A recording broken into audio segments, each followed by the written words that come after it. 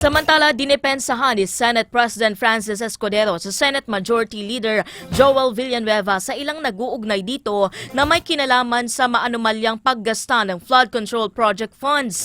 Git ni Escudero, kinatawan ng Sibak Party List si Villanueva nang mapabilang sa Kongreso na pagsugpo sa korupsyon ang pangunahing layunin kaya't kabaliktaran kung makikisali ang mambabata sa pagnanakaw ng kaban ng bayan.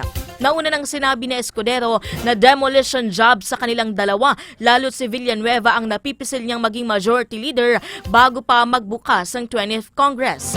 Sa panig ni Villanueva, pinasalamatan niya si PBBM matapos mabanggit ang issue ng flood control project funds sa SONA nitong Lunes sa makailang beses ng sinisita ni Villanueva sa Senado. Makalipas ang 27 taon, ngayon lamang yata ako maakusa ng isang bagay na ganyan.